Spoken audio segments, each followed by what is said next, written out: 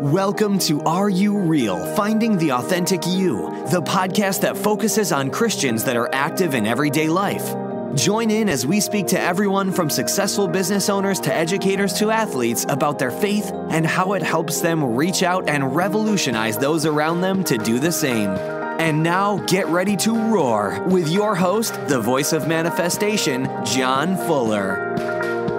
Hey, Roar Nation, John Fuller here, and today is going to be exciting. We have somebody very accomplished, which is exciting for me because I love digging into people's backgrounds, what they do, and how they do it. So that being said, Mr. Jay Lucas, are you ready to roar, my friend? Ready to roar, John. Thank you very much for having me. Absolutely. So Roar Nation, Jay is an accomplished businessman. He's an author, a leader, and a philanthropist. He believes in the power of positivity, patriotism, and community engagement. He is actively spreading his message through his best-selling book, American Sunshine, Rays of Hope and Opportunity.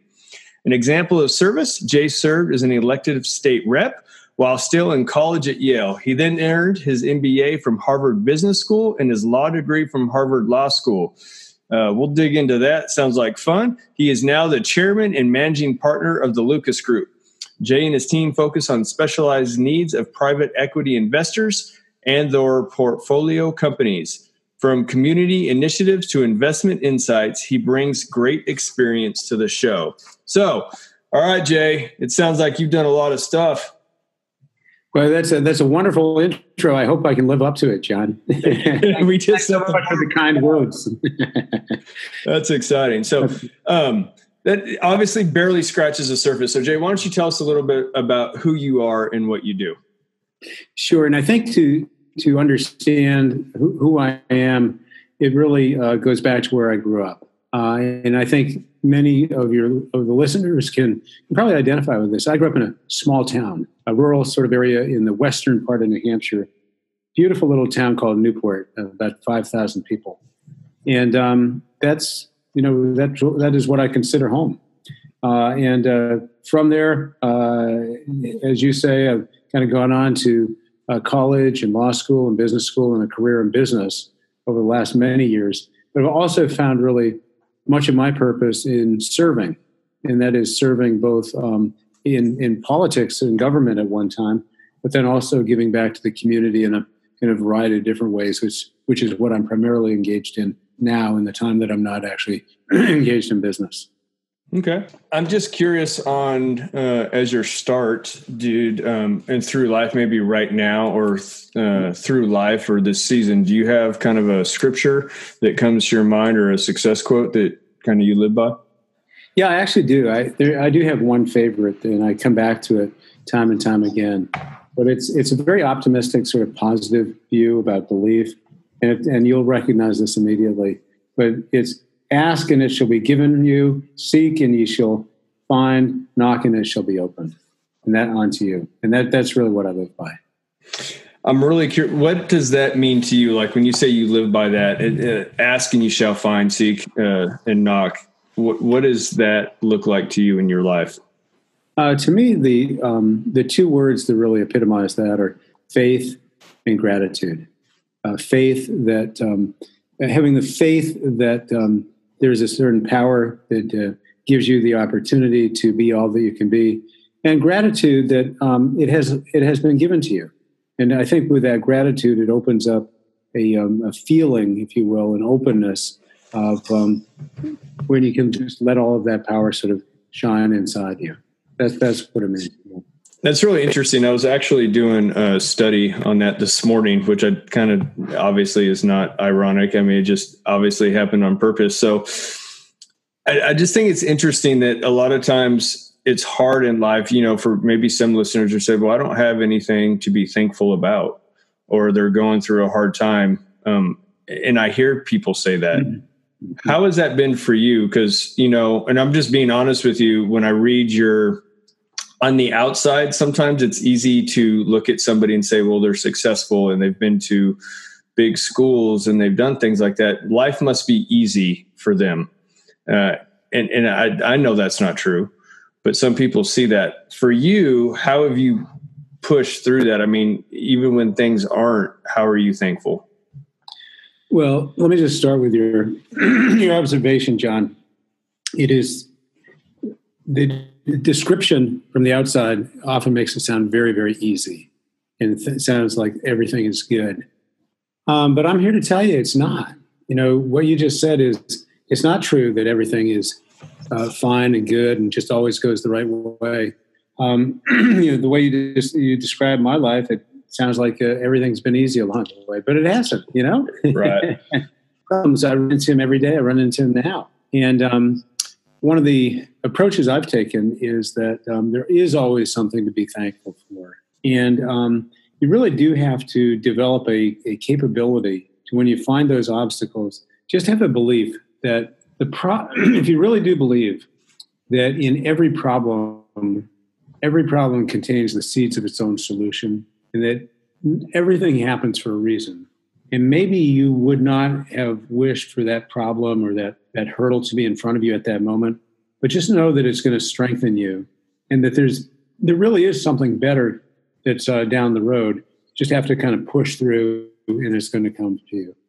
And I think if you do that, and you try to do that consistently, you find that to be true, and it really does work for you.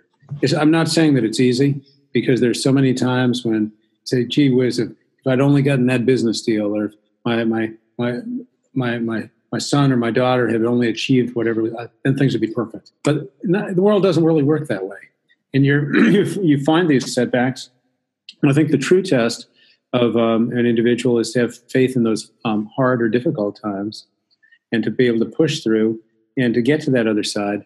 And when you do, that's a great feeling. I mean, it's quite close to another belief that I have, and that is that really one of the greatest feelings in the world, and I love to share this with other people, is the feeling or the satisfaction that comes from what I call earned success.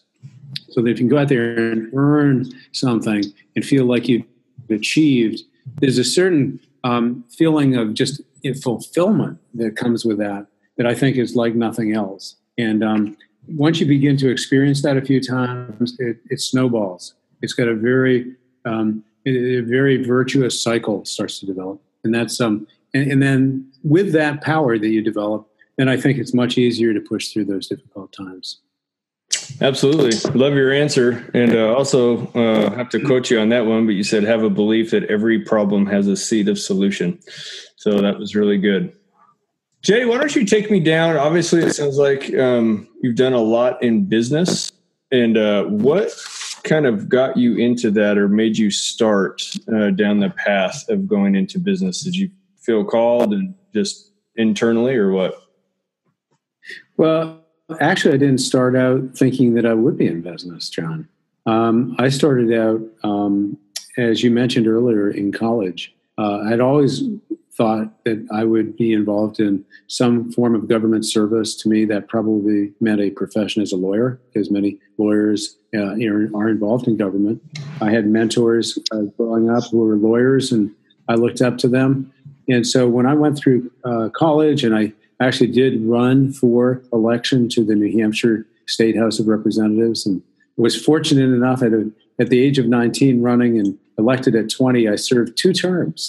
So I was elected and served on the House Judiciary Committee, and was just a great learning experience. And through that, I think that probably even solidified the thought that I would probably also go to law school and become a lawyer. And I did go to law school. But what I found, and the reason that I got into business and have made that my primary career, is that what I found is that what you can go create and is very meaningful. You can have a huge impact on the world in a relatively short period of time, and have great flexibility in the choices that you make to go create and essentially do good. Do good for other people, give them opportunities, but also build things that'll last and that will provide wealth, but also these opportunities for what I call earned success. Again, and it's really exciting and it's really fun. It's also intellectually challenging. So that's why I've chosen business. But I was also, now looking back, everything sort of sounds planned. But in truth, there's so much of life that's opportunistic. And my opportunity came when I was in business school during my summer internship. I was offered an opportunity to work at an expanding, exciting, growing firm, actually in Boston, called Bain, B-A-I-N. And Bain has now, over the years, has become, well, I think I joined when there were 80 or 100 people, and today there may be 10,000. I was one of the early partners. But the whole ethos of Bain was to go create value in companies. How do you build companies? How do you use data analysis, just smart thinking to go get things done, drive value to the bottom line, but also grow, really with a focus on growth. And it was an enormous amount of fun to be involved in that. And that was really my formative experience. I was invited to be part of that group and spent almost 10 years there. And that's really how I got into business. So I'm just curious on that journey. Did you kind of have like that moment where you've gone to school, you thought you were going to get into politics? It sounds like you kind of stepped into business, but did you kind of have that moment internally where you thought, this is what I'm called to do, or this really excites me or gives me energy? Yes, I really did. I remember driving out in the Midwest one evening, because in the job that I was doing and still continue to do, I do pretty much 24/7. So we're out there trying to make things happen all the time. And I was driving late one evening after having gotten into O'Hare Airport, and I'm driving down the freeway, headed to a business in the dark of night. And I'm thinking about how exciting it was, what I was doing.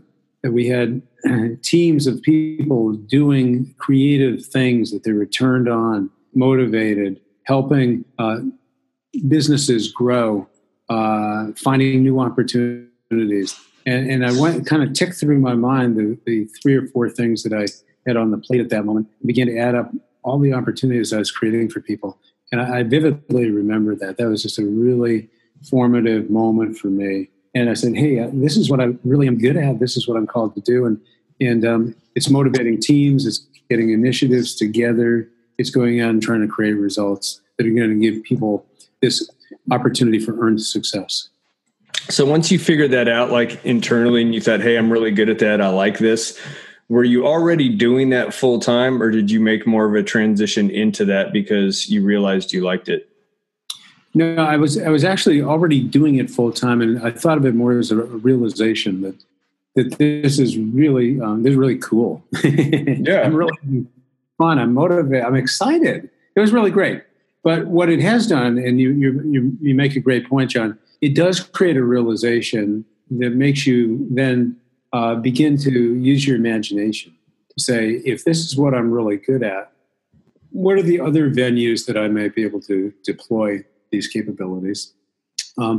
What are some of those places where I could deploy it and even have a higher impact or a higher value? And so over time, I've begun to find some of those outlets, and it's been a really exciting journey for me. Okay, yeah, let's dive into that. So now that you've made that transition shift, you realize that, and you said it's been exciting. What have you done? What's been exciting about that, and what journeys have you taken? Well, I've taken journeys. some really good journeys. The first one would be to then start my own business. So I mentioned that I was working for this growing and subsequently large firm called Bain, helping companies grow. And I decided that rather than be a small cog in a very big wheel, that I should be entrepreneurial. I wanted to be entrepreneurial really from the start. I think that's in my nature. And I decided to start my own firm called the Lucas Group, which I started back in the 90s and have grown. And it gave me much more latitude, much more freedom to go create and do interesting things and be, I think, more productive and have a greater impact. Having done that for a number of years, so that'd be journey number one. Journey number two, if I may, is after a number of years into it, I began to look at what was going on in my home state of New Hampshire, and it began to feel as though it was getting off track in a sense.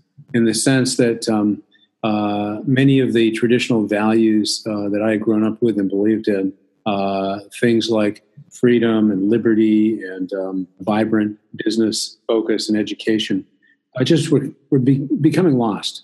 So I decided to try to do something about it. And back in 1998, I actually ran for governor in the state of New Hampshire and won my party's primary nomination. And although I lost in the general election, it was a very formative experience for me, and one that I wouldn't trade, because it gave me great insight, gave me what I believe is great insight into how to solve problems within the government sector, but also got to meet so many great people. It was a phenomenal experience. And if I'll just go on to a third one, I'll just mention a third and fourth journey, if you will.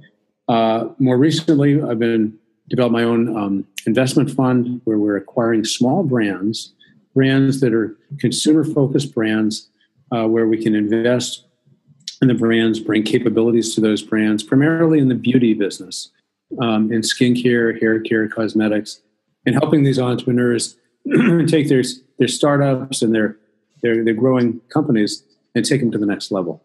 And we currently we have 9 of those brands, and we're growing them, and that's really fun because you're really working with entrepreneurs who are absolutely passionate about their businesses, and they know that their product is the best product for a particular benefit. They also typically are focused on natural and organic kinds of ingredients. They're concerned about the environment. We together want to have a socially positive impact, and we're helping some communities in Africa and South America as we do this. And then lastly, I'll just mention much more recently, I've gone on a journey, which is, I don't know that I've ever done anything more exciting or rewarding than what I've been doing in the past year. And that is, I mentioned at the beginning of this conversation that I started out, grew up in the town of Newport, New Hampshire, a small town in the western part of the state. And it is a town that, like so many other towns in our country, 30 and 40 years ago was a bustling town with a vibrant main street where you could identify all of those independent shopkeepers up and down the street.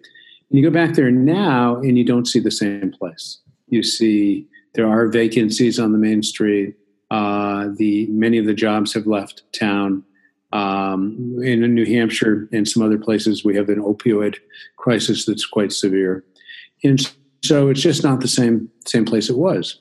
So earlier this year, another driving moment, John, as I was driving through town, I actually had this revelation where I thought, you know what? I'm going to change this. We're going to revitalize Newport. And so we started. And over the past number of months, we have made terrific progress on a number of initiatives. In fact, we're calling this overall program the Newport Sunshine Initiative. And the reason is that Newport, for many, many years, has had a nickname.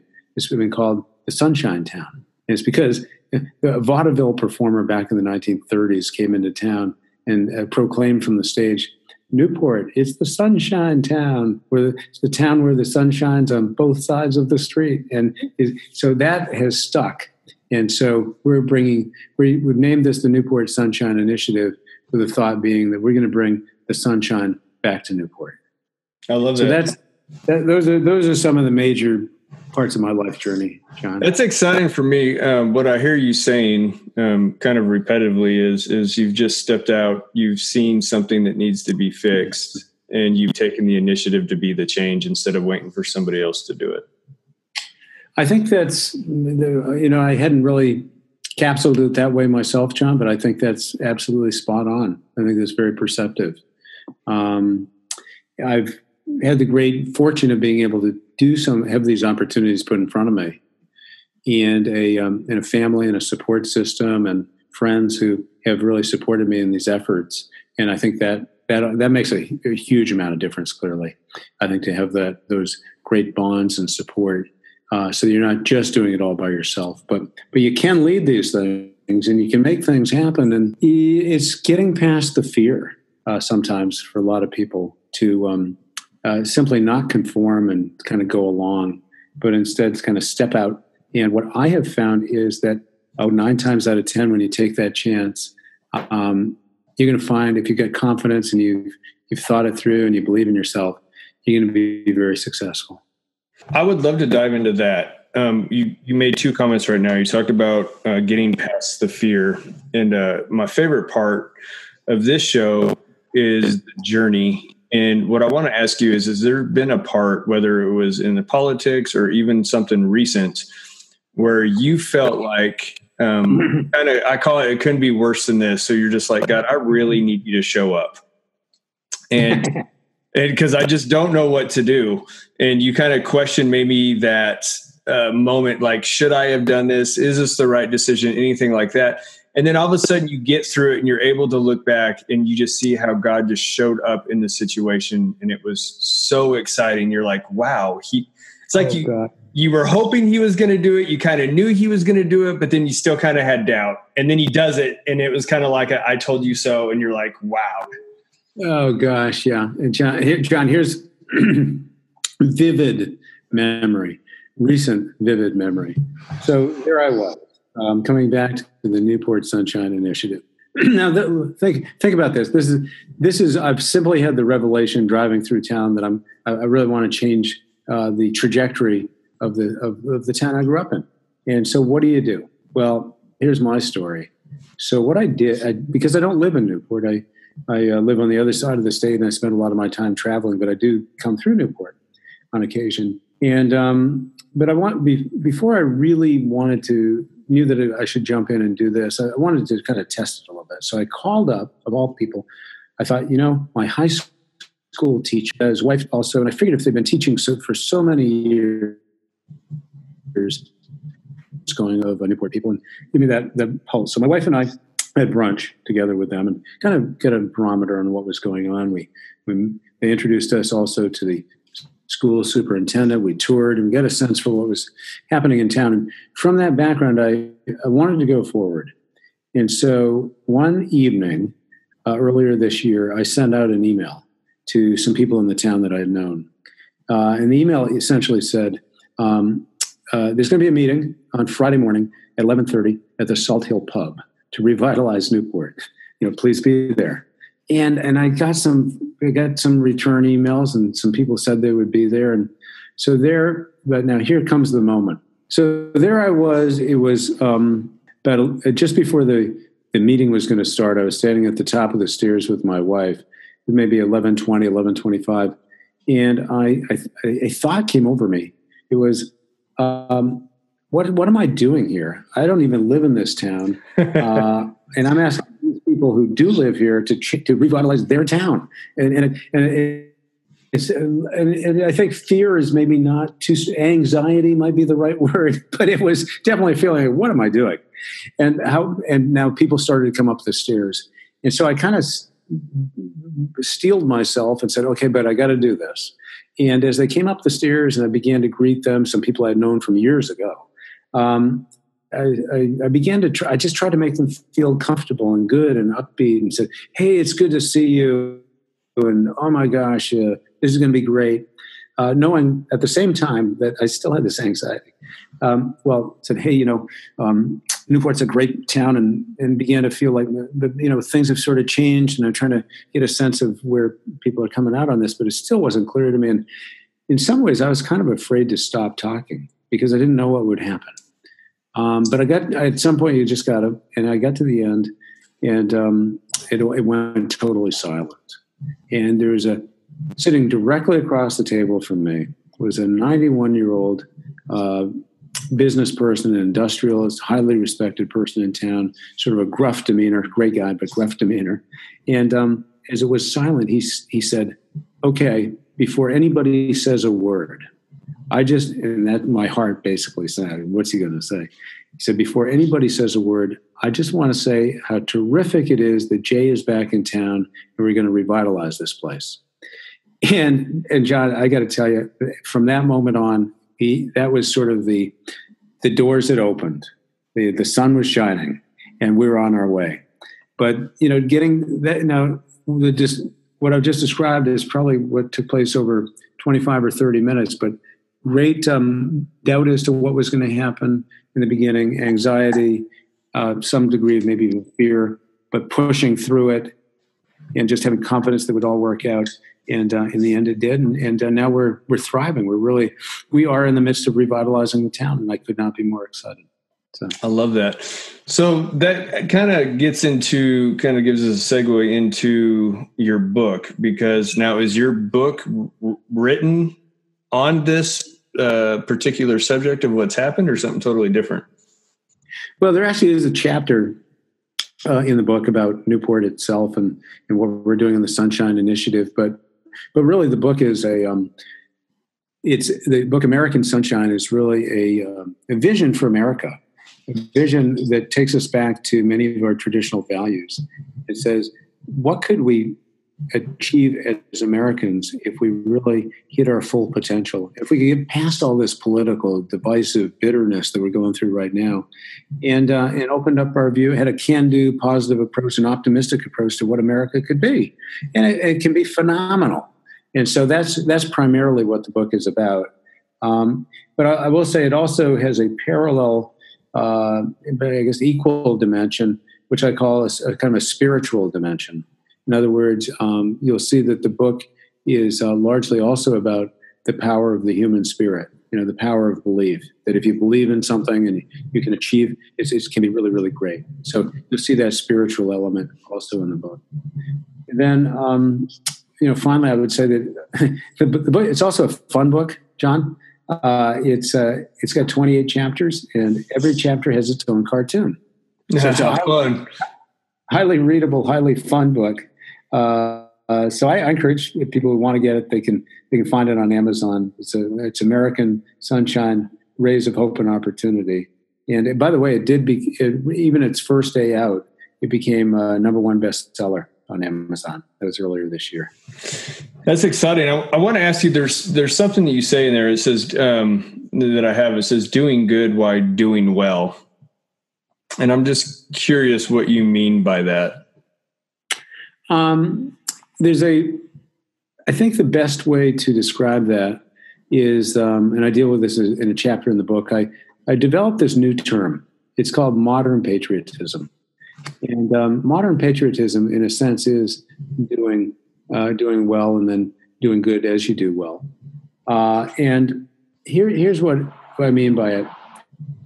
Modern patriotism is got three components. One component is, the three are believing, achieving, and sharing.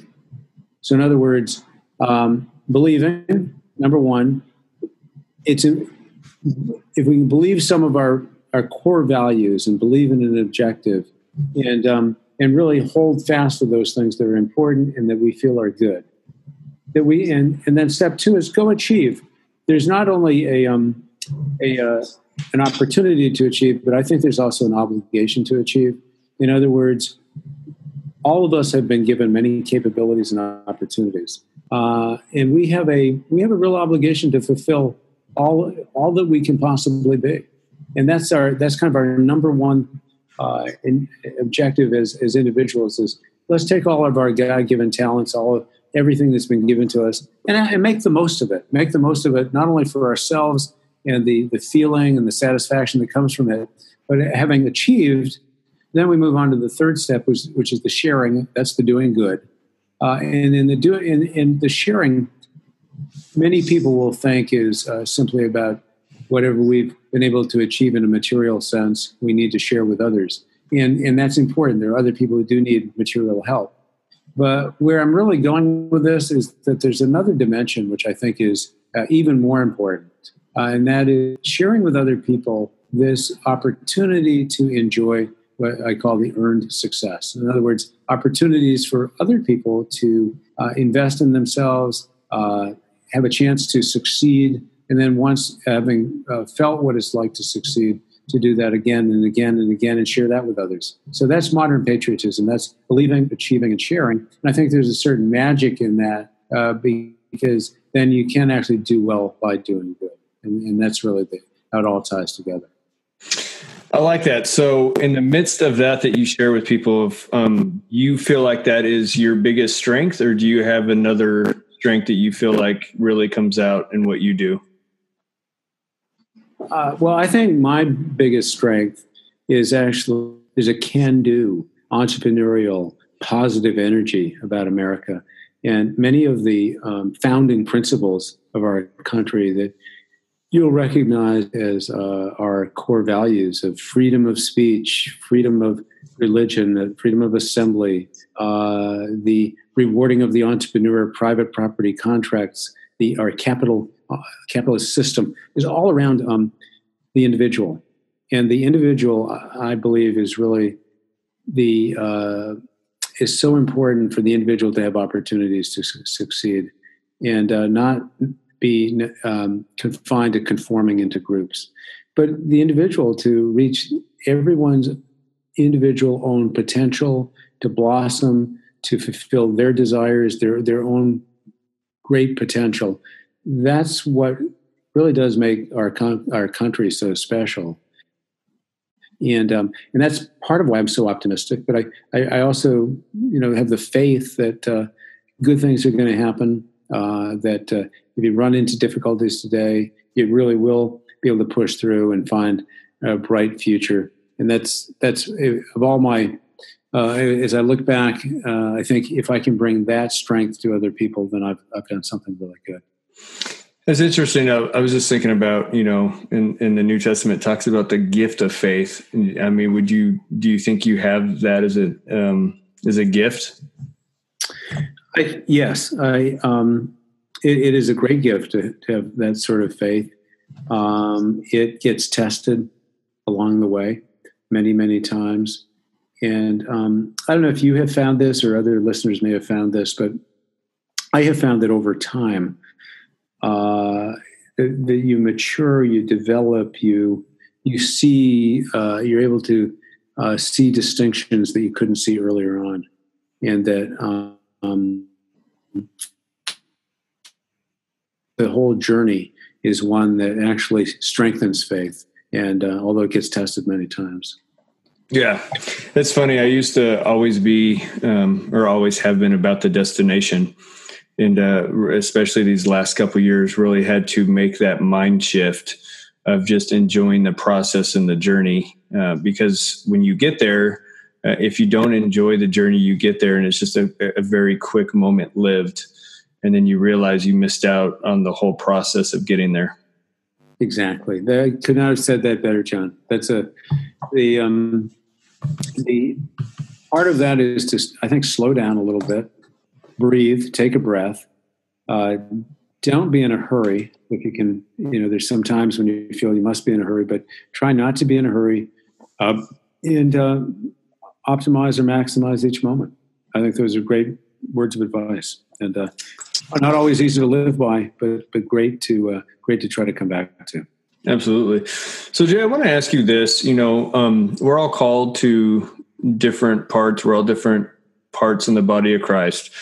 And a lot of times, I remember when I was younger, I thought that I had to be a pastor or a youth leader or a preacher, or I had to be something because I felt this internal struggle, obviously, to share the love of Christ with people and share the gospel. But, the more, as the older I got, I realized that wasn't my calling to be a pastor, but I love business. We have multiple businesses. We do a lot of different things. And that was my passion. And I had to find where that fit in.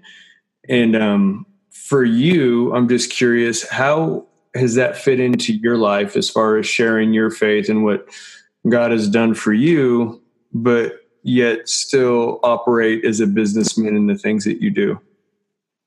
Well, I think it's something you just have to integrate into your day-to-day sort of your activities, but also to think about how you want to deploy you are given some distinct individual capabilities. And I think part of the journey is to try to figure out what is the best way for you in your circumstance to realize the full potential of those capabilities. So for me, I'll give you, for instance, for me, a real life example, when I see somebody who can benefit from one of the things that I am doing and have a great opportunity from it, that's something that I know is going to pay many dividends to many families and many people along the way. So, an example, one of our initiatives in my Newport Sunshine work is to bring to this town digital capabilities and digital opportunities that they might not otherwise be able to enjoy. And so we have been blessed that 3 entrepreneurial firms in New York City have volunteered to put together a training program for our town of Newport to train 20 students over about a 3-month period from remotely. Students don't have to move. Some are high school students, some are beyond. We've just started it now. And over a 3-month period, they will be trained in web design, programming, Java, coding. And by the end of this 3-month period, they'll be certified to be able to do work, digital work, from Newport for these firms that are in New York, but can also be in other places too. So it create huge opportunities. And we're doing 20 in the first phase. We'll do 20 more, and 20 more. It's going to really change the fabric of this town. Well, my belief in this initiative and pulling it together has actually provided opportunities for people who really, really wanted to succeed, but didn't have those opportunities and wouldn't have those opportunities. And so that's something that I can actually bring to and I've had these conversations with the people who are now part of the program. They're going to change their lives. They're going to change the lives for their families. It's going to help them in a material sense, but also because they're going to be able to earn money that they couldn't earn otherwise. It's going to be very important to them and their families. But in addition to that, it's going to give them a chance to succeed and to grow and to really get that feeling that comes with it and get them motivated and excited. That, to me, touching souls like that and being able to share in that way, that's the way I can do it. That's probably the best way that I can actually have an impact. And you mentioned you had thought about being a pastor and done that. I think everyone has their own role and their own individual way of having this kind of positive impact. So, Jay, this is going to be one of my last questions, and it's always one of my favorite, depending on just what I'm able to pull out of you. But one question we never let anybody get away with is, if you could go back to the younger you, the younger Jay, what age would you go back to, and what advice would you give yourself, knowing you can't change any circumstance or anything that's going to happen, but you're just going to give yourself a pep talk and some advice? Well, I think you could go back to whether it's high school or college, but sort of in that time frame, that I think the view that you have at that point, I think can be relatively simplistic. That you think that you have to do things are going to move very quickly, that you have to achieve right away. That my gosh, you try to force too many things too quickly. And in my experience, life actually lasts a lot longer. You got a lot of time. Yeah. And hey, that first job, yeah, sure, it's important, but it's one of maybe many jobs or opportunities you're going to have over the years. And so I think the worry and the fretting and all of that I think people put into some of these decisions that they think are such life decisions. I just don't think the world is ending on any of those. And I think what you learn over time is that you're going to get through it. Things are going to be fine. You get great talents, believe in yourself, and it'll work out really to your benefit. That's my major piece of advice for others, but this would be the major piece of advice for myself. If I could go back, which I can't go back, but now having lived a number of years and been out in the world, that would be my observation. I like that you said that. I'm actually going through that right now. I have a 17, very soon to be 18-year-old daughter, and you just see the worry. And obviously I see it in her friends that have just graduated and some coming up, just so worried about, well, what am I going to do? Where am I going to go? And And it's great advice because it really is. You do have a lot of time. You don't have to figure it all out in the next year, and as if it like just sets the course of your whole life type deal. Exactly. That's exactly right. So, all right, Jay, man, I really appreciate you just taking the time and coming on our show, sharing your insights and your life journey and all your accomplishments. And especially, I love that you're helping people just become better of themselves and sharing your faith and your optimism in their lives. So thank you for making a difference in our nation and the things that you're doing. So I just want to honor you for that and thank you. Well, thank you for all you're doing, John, and love being here, and I just kind of keep this great positive momentum going. Really Absolutely. So, Jay, how do we find you? What is the best way for our listeners to find your book, the things that you're doing, and get in touch with you? Two things. One is the book is easily found on Amazon. It's American Sunshine, Rays of Hope and Opportunity. I think American Sunshine will be all you need to remember there. And then if you want to learn a little bit more about some of these activities, including the Newport Sunshine Initiative and some others, please simply go to myname.us, and I'll spell that for you. So it's Jay Lucas, LUCAS .us, jlucas.us. And we would be delighted to be part of any kind of conversations people would like to have. Fantastic. I love it. Well, Jay, hold on just a second as we wrap up the show. Roar Nation, I hope you got inspired. I love Jay's story about just pursuing business and becoming successful, but taking that success and the things that he's learned, and now he is just pouring out into the community. And one of my favorite things that he said was just about seeds, that there's things in our life that we look at as maybe negative or bad. And he says, have a belief that every problem has a seed of a solution. And I just encourage you today, if there is somebody out there that you can make a life impact or just even a smile to the person working at the grocery store, it doesn't matter. Be that person, be the change, because somebody around you needs it and you have the opportunity to give it. So I just encourage you today to give it.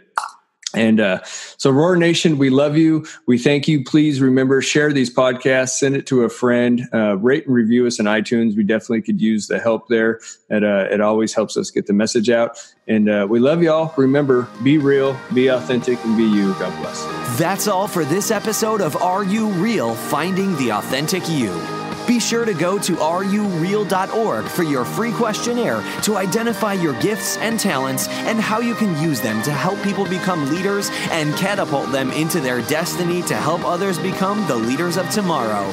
We appreciate you spending your time with us and look forward to helping you reach out and revolutionize next time on Are You Real? Finding the Authentic You.